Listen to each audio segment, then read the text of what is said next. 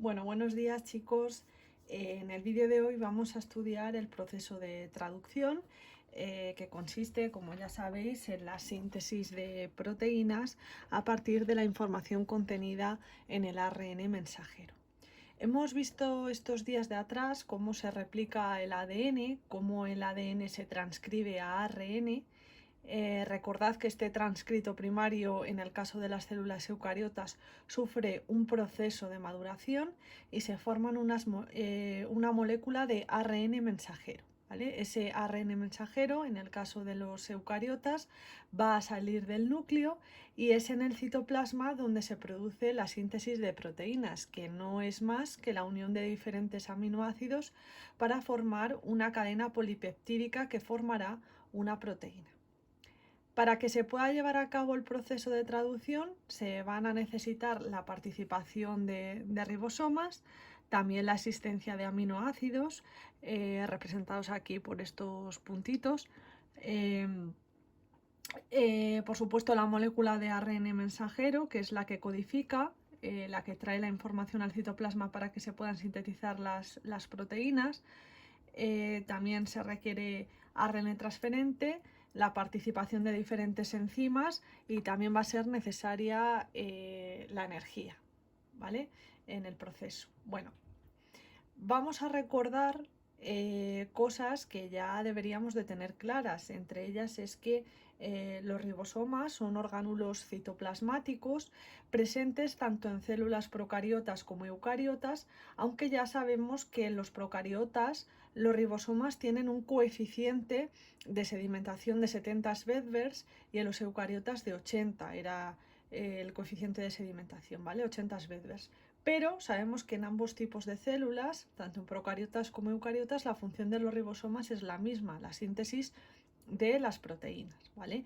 Recordad que los ribosomas estaban formados por dos subunidades, una subunidad pequeña o menor y una subunidad grande o mayor. Entonces, la subunidad menor va a ser la que se una a la cadena de ARN mensajero y la subunidad mayor o grande va a ser la que se una a los ARN transferentes que van a ir portando aminoácidos para que se sinteticen las proteínas.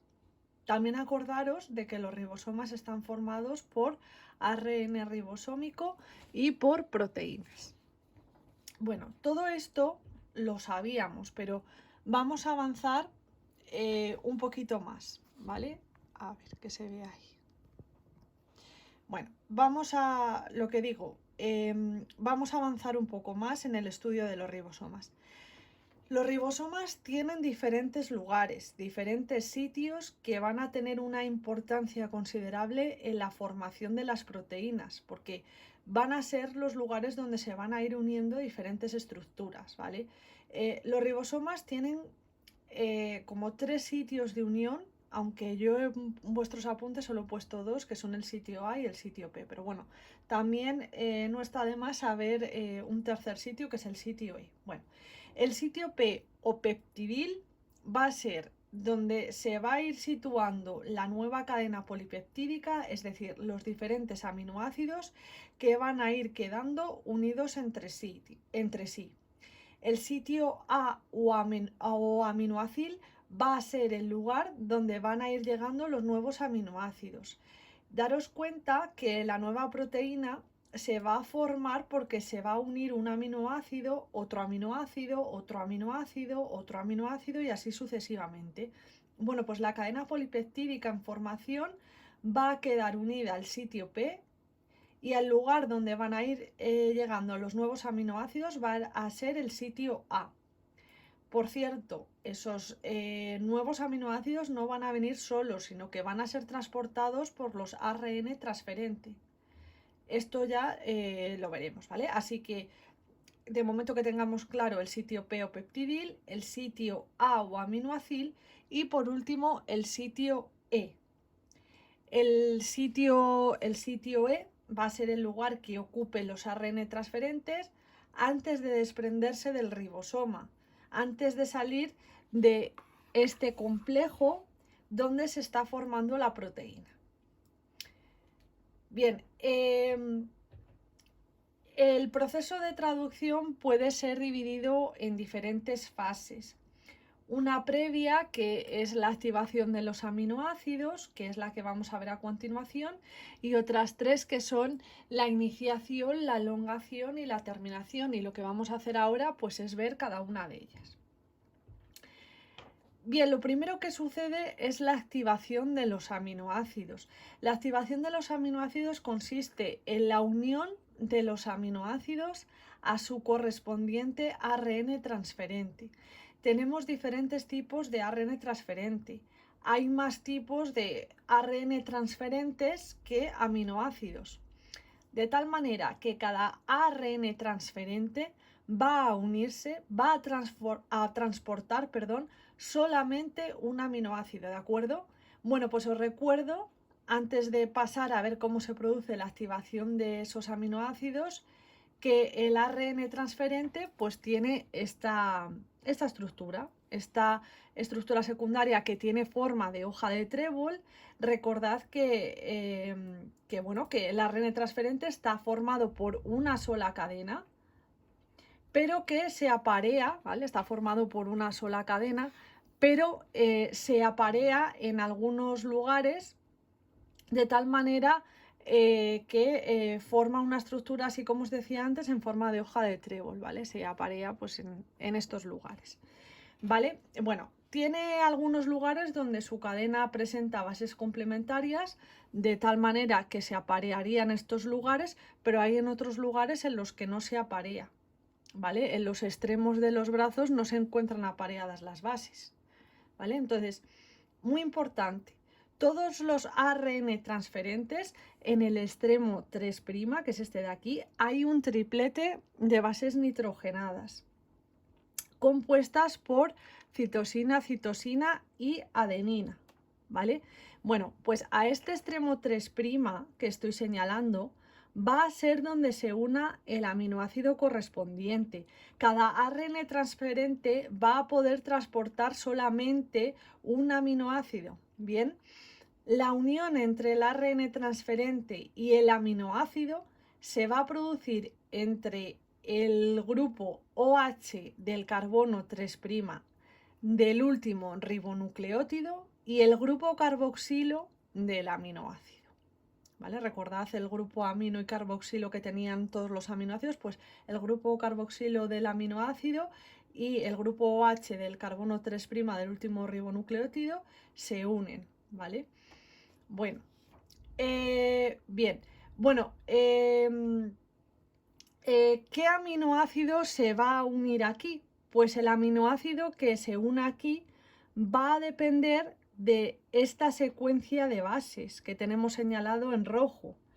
En una zona situada en el extremo del brazo A, denominada anticodón, hay una secuencia de 3 bases nitrogenadas. Bueno, pues esta secuencia de 3 bases nitrogenadas va a ser la que determine qué aminoácido se una aquí, al extremo 3', que está en color verde. Y por cierto, este anticodón va a ser el lugar del ARN transferente que se va a unir al ARN mensajero. El ARN mensajero, acordaros que portaba una información en forma del código genético. ¿Os acordáis? Decíamos que cada 3 bases nitrogenadas del ARN mensajero es un codón. Y ese codón es el que determina la unión de un aminoácido a otro.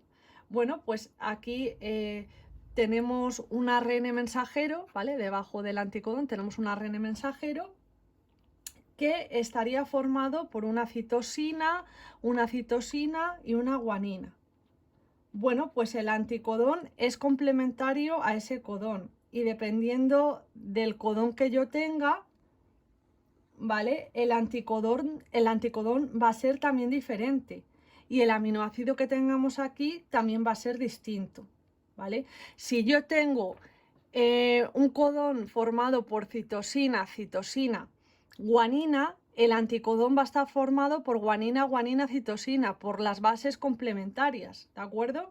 Así que para saber qué aminoácido, que ya lo veremos cuando veamos ejercicios, pero bueno, os adelanto, para ver qué aminoácido se va a unir a la cadena polipeptídica, tendremos que ver en un código genético qué codón de ARN mensajero hay aquí y que va a ser el que determine qué aminoácido va a ser transportado hasta aquí. Bueno, en cualquier caso, y resumiendo las cosas más importantes, la activación de los aminoácidos es la unión del aminoácido con su correspondiente ARN transferente que se realiza siempre en el extremo 3' del ARN transferente. Y recordad que el ARN transferente tiene siempre en el extremo 3' estas 3 bases nitrogenadas y un anticodón que va a ser el lugar donde se una el ARN transferente con el ARN mensajero que estaría aquí abajo.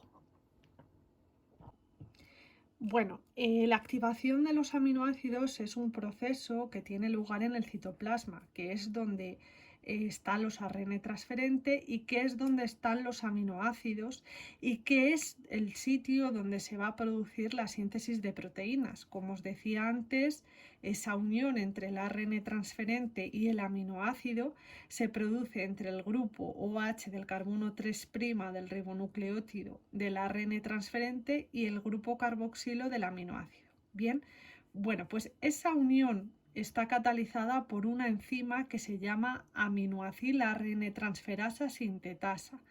En realidad hay muchas aminoacil ARN transferentes sintetasas, tantas como aminoácidos, de tal manera que cada aminoacil ARN transferente sintetasa cataliza la unión de un aminoácido con su correspondiente ARN transferente. También necesitamos, por supuesto, para la activación de los aminoácidos, además del ARN transferente de esta enzima, necesitamos, por supuesto, los aminoácidos y energía, en este caso, en forma de ATP.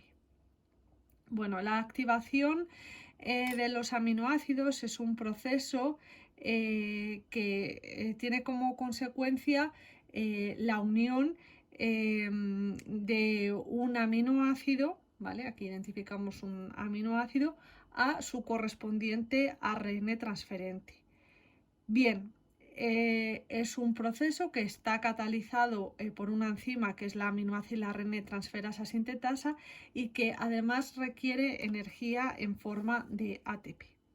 Bueno, la consecuencia final es esta, que el ARN transferente se une al aminoácido o que el aminoácido se une al ARN transferente y pasa por un paso o por un proceso intermedio, ¿vale? En lo que ocurre primero es que el aminoácido queda unido a un grupo AMP que después se va a desprender, liberando energía suficiente como para catalizar esta unión.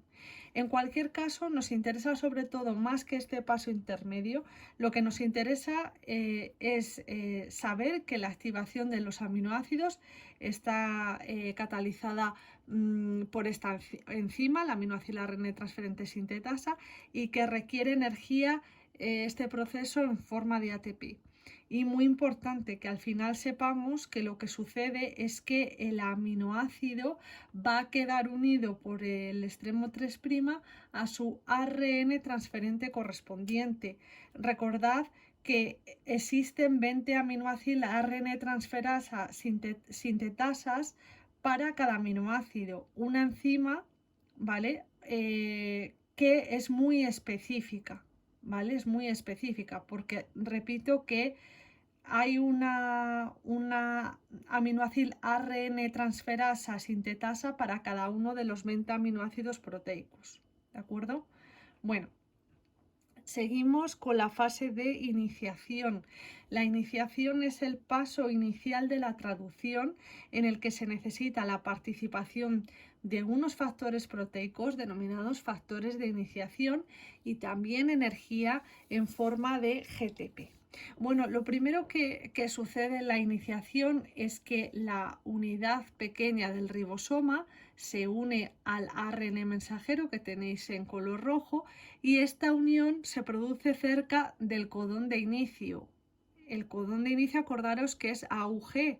adenina, uracilo, guanina, que es el codón que va a marcar el inicio de la traducción. Es el codón por el que se empieza a traducir ese ARN mensajero. Bueno, en el caso de los eucariotas, la unión de la subunidad pequeña es facilitada por la existencia, acordaros, de una caperuza de 7-metilguanosina en el extremo 5'. Vamos a ver a lo largo de la clase de hoy cómo el ribosoma va recorriendo siempre el ARN mensajero en dirección de 5' a 3'. Así se realiza siempre la lectura, en dirección 5', 3', muy importante, ¿vale? Entonces, en las células eucariotas, el ribosoma reconoce el extremo 5' por la existencia de esa caperuza de la que os acabo de hablar, ¿de acuerdo? Y que está en el extremo 5'. Muy bien, entonces lo primero que sucede es la unión de la subunidad menor al ARN mensajero, la subunidad menor del ribosoma al ARN mensajero, cerca del extremo 5' y cerca también de este codón de inicio. A continuación, lo que sucede es que se une el primer ARN transferente, ¿de acuerdo? Que porta la formilmetionina en el caso de los procariotas, la metionina en el caso de los eucariotas. Así que tenemos la subunidad menor unida, aquí lo vemos en este, tenemos la subunidad menor unida al ARN mensajero y a este complejo se une el ARN transferente que porta la formilmetionina o metionina y a continuación se produce la unión de la subunidad mayor del ribosoma. Daros cuenta que la metionina, si nosotros cogiéramos un código genético y miráramos en el código genético el codón AUG, veremos que codifica para la metionina, para el aminoácido metionina. ¿De acuerdo? Bueno, el codón de inicio, acordaros, marca la unión de la metionina, que será formilmetionina en el caso de los procariotas. Muy bien, así que fijaros, tenemos formado ya este complejo que se denomina complejo de iniciación, en el cual tenemos ya las dos subunidades del ribosoma, la pequeña y la grande. Tenemos el ARN mensajero, el primer ARN transferente con el primer aminoácido. Daros cuenta que este primer aminoácido va a quedar unido al sitio P o peptidil del ribosoma. El sitio A o aminoácido del ribosoma está libre para que pueda llegar el siguiente ARN transferente, pero esto ya corresponde a la siguiente fase que vamos a ver a continuación. Así que en esta fase, la fase de iniciación, se une la subunidad menor del ribosoma al ARN mensajero. Se une el primer ARN transferente que porta la metionina o formilmetionina y también se une a la subunidad mayor. Después de que se haya formado este complejo de iniciación, los factores de iniciación, estos factores proteicos que permitieron la formación de este complejo, se disocian, es decir, que se desprenden. Y este proceso, como os decía antes, requiere de energía en forma de GTP. Muy bien, pues vamos con la elongación. La elongación en realidad es una unión de sucesivos aminoácidos que van siendo transportados hasta el ribosoma por ARN transferente, ¿vale? Es necesaria la participación de factores proteicos para que se produzca la elongación, que son los factores de elongación. También es necesario energía en forma de GTP y también la existencia de unas enzimas denominadas peptidiltransferasas que van a ser las que permitan la formación de los enlaces peptídicos. Bueno, ¿cómo sucede la elongación? Bueno, acordaros que decíamos que la iniciación teníamos una subunidad mayor, una subunidad menor, ARN mensajero, ARN transferente, que dicho ARN transferente portaba la metionina. Bueno, pues esto es lo que tenemos aquí. Tenemos la subunidad mayor del ribosoma, la subunidad menor, el sitio P, ¿vale? O peptidil, ocupado por el ARN transferente que porta la metionina, de color aquí rosita, ¿vale? Bueno, pues en la elongación lo que sucede es que se produce la unión de un segundo aminoácido ARN transferente, es decir, un ARN transferente que porta un determinado aminoácido. Esta unión se produce en el sitio A, de tal manera que lo que sucede a continuación es que tenemos aquí dos aminoácidos contiguos, dos ARN transferente contiguos, y lo que sucede a continuación es que se produce la formación de un enlace peptídico entre estos dos aminoácidos, ¿de acuerdo? La formación de este enlace peptídico está catalizado por una enzima que se denomina peptidiltransferasa. Muy bien, y daros cuenta de que ya tenemos aquí un dipéptido, es decir, una molécula formada por dos aminoácidos. La formación de este enlace peptídico se produce entre el grupo carboxilo del primer aminoácido y el grupo amino del segundo aminoácido, de tal manera que acordaros cuando estudiamos las proteínas que cuando se forma una cadena polipeptídica, es decir, una cadena formada por diferentes aminoácidos, el primer aminoácido deja el grupo amino terminal y el segundo aminoácido deja el grupo carboxilo terminal libre. Así que esta unión se produce entre el grupo carboxilo del primer aminoácido y el grupo amino del segundo. Bueno, a continuación lo que sucede es que daros cuenta que este primer aminoácido se va a desprender de su ARN transferente y vamos a tener un dipéptido situado en el sitio A. ¿Vale? Aquí ya el aminoácido se ha desprendido de su ARN transferente y tenemos el dipéptido en el sitio A. Bueno, pues lo que sucede a continuación son un par de cosas. Se produce un movimiento, una translocación, mejor dicho, del ribosoma en dirección 5' 3' hacia la derecha. En concreto, el ribosoma se va a mover 3 bases nitrogenadas, ¿vale? El ribosoma se mueve hacia el extremo 3', ¿de acuerdo? Otra cosa, ¿vale? ¿Por qué me indican entonces esta flecha? Pues esta flecha me indica que el ARN mensajero se está moviendo hacia la izquierda, ¿de acuerdo? Va saliendo a medida que se va traduciendo, el ARN mensajero sale hacia la izquierda, pero el ribosoma es el que se está moviendo hacia la derecha, ¿de acuerdo? Bueno, entonces el ribosoma se mueve hacia el extremo 3', de tal manera, daros cuenta que el dipéptido que estaba ocupando el sitio A pasa al sitio P, ¿lo veis? Y ese ARN transferente que portó el primer aminoácido que estaba en el sitio P, ahora queda en el sitio E. El sitio E, acordaros que es el sitio que ocupa los ARN transferentes antes de desprenderse de este complejo formado por el ribosoma y el ARN mensajero.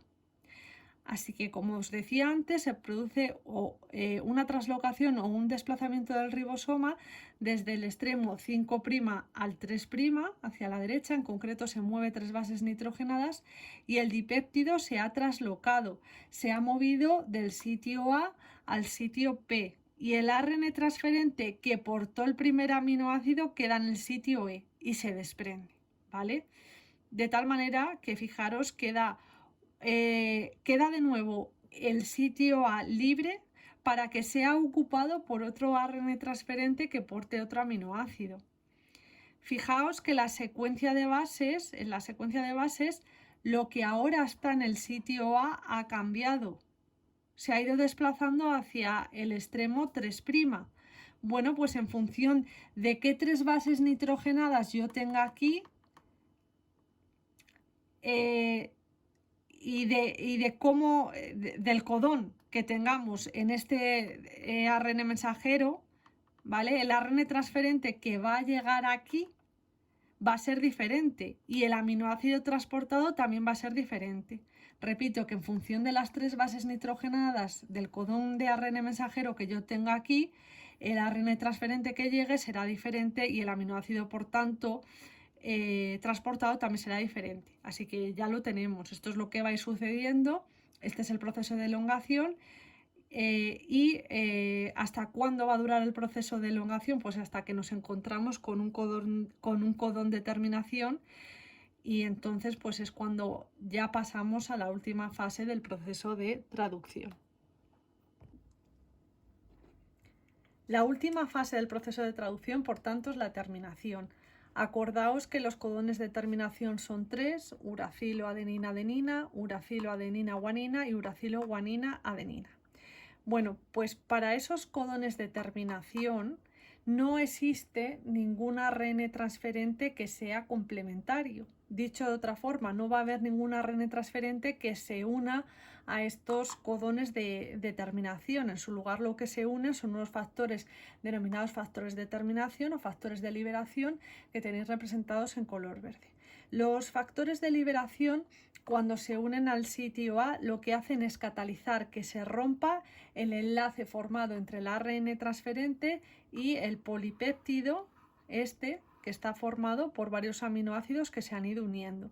De tal manera que al final, cuando se produce esta ruptura entre el enlace, pues se libera por un lado la cadena polipeptídica, que aquí no está representada, pero esta cadena polipeptídica se habría liberado, ¿vale? Por otro lado, se liberan las dos subunidades ribosómicas, que quedarían separadas. Estas subunidades del ribosoma solo se unen cuando se produce la traducción, y por otro lado además quedaría separado el ARN mensajero, que por cierto puede volver a ser utilizado para traducirlo, aunque generalmente pues se suele degradar.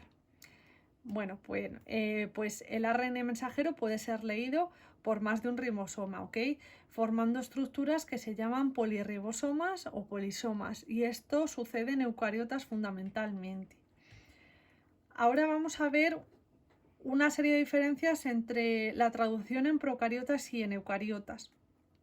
Bueno, aparte de estas diferencias que son claras y que yo os las he puesto en esta tabla para que se vea, os voy a decir un poco por encima, ¿vale? En células eucariotas el ARN mensajero es monocistrónico, es decir, que porta información para sintetizar una proteína. En cambio, en las células procariotas es policistrónico, es decir, porta información para sintetizar más de una proteína. En el caso de la célula eucariota existe una separación entre la transcripción y la traducción. La transcripción se produce en el núcleo y la traducción en el citoplasma, no así en procariotas, que incluso transcripción y traducción se pueden producir de manera simultánea y ocurre todo en el citoplasma. Recordad también que en el caso de las células eucariotas el extremo 5' del ARN mensajero está marcado por la 7-metilguanosina, que es identificada por los ribosomas. También os recuerdo que existen diferencias en las características de los ribosomas. En células eucariotas el coeficiente de sedimentación es de 80 Svedbergs y en células procariotas es de 70 Svedbergs. Y también además lo hemos dicho a lo largo de esta clase, el primer ARN transferente lleva metionina en las células eucariotas y formilmetionina en las células procariotas. Otra diferencia que no es importante pero sí que es curiosa: el primer ARN transferente se une a la subunidad menor del ribosoma antes de encontrar el codón de inicio AUG. Esto en el caso de las eucariotas. Ahora lo vais a ver en un vídeo que os voy a dejar por aquí para que lo veáis. En las células eucariotas se produce la unión de la subunidad menor, la unión del ARN transferente que porta la metionina, y después ese complejo va avanzando hasta encontrar el codón de iniciación, no así en las células procariotas. Bueno, aquí pues hay un vídeo en el que se explica bastante bien cómo es el proceso de traducción en las células eucariotas, y si tenéis interés también por ver cómo es el de las células procariotas, pues podéis encontrarlo en la misma página de la que parte este vídeo, ¿vale? Os dejo la dirección del vídeo en la caja de información. Bueno, y hasta aquí el vídeo de hoy. Una serie de cosas antes de subir los ejercicios de este tema para el que los quiera ir haciendo. En los ejercicios en los que tenemos que trabajar la traducción, a veces nos dan una cadena de ADN y nos dicen que a partir de esa cadena de ADN tenemos que determinar cuál es la secuencia de aminoácidos que van a formar la proteína que codifica ese gen, ese fragmento de ADN. Entonces, tened en cuenta que el ADN primero lo tenemos que transcribir a ARN mensajero y después, con la ayuda del código genético, mirando los codones del ARN mensajero, tenemos que ver cuál es la secuencia de aminoácidos, ¿vale? Así que, por ejemplo, si tenemos una cadena de ADN que es adenina, timina, citosina, lo primero que yo tengo que hacer es transcribirlo a ARN mensajero. Si en el ADN tenía una adenina, ya sabéis que tengo un uracilo en el ARN. Si en el ADN tenía timina, en el ARN tengo adenina. Si en el ADN tenía citosina, tendré guanina en el ARN mensajero.